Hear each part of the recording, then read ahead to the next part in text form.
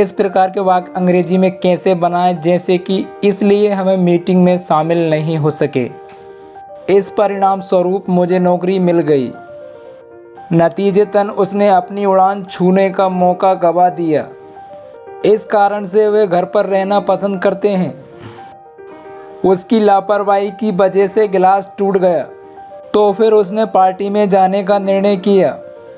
इसलिए कि अंग्रेजी हम दैट्स वाई, देयरफॉर, हैंस इनमें से कोई एक लिख सकते हैं। इसलिए कि अंग्रेजी हम कॉन्सिक्वेंटली भी लिखते हैं।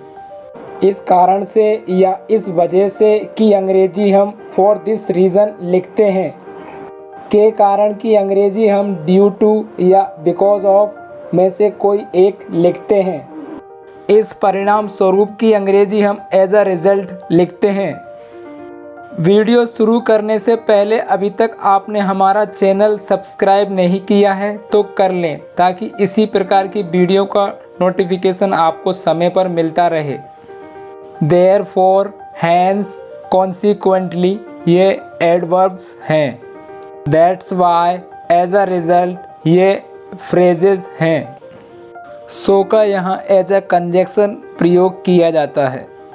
बिकॉज ऑफ और ड्यू टू प्रपोजिशनल फ्रेजेस हैं।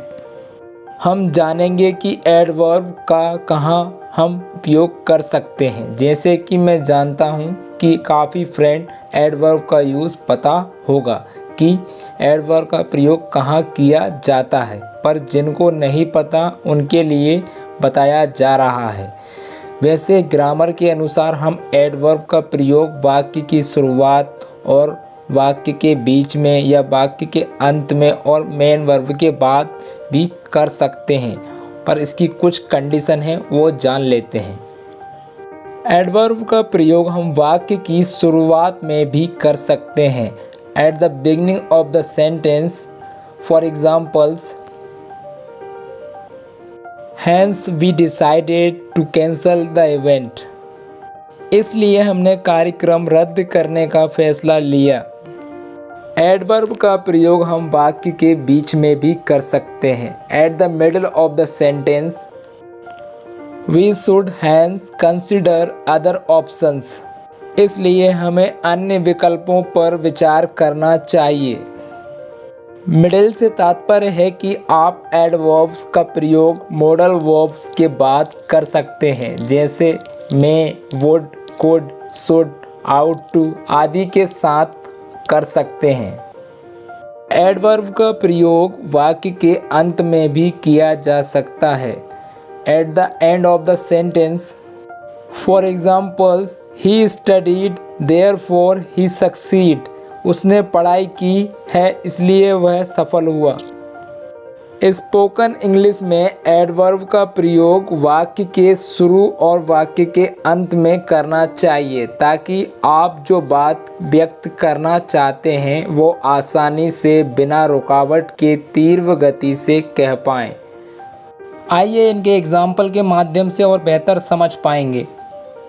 इस परिणाम स्वरूप मुझे नौकरी मिल गई। As a result, I got the job.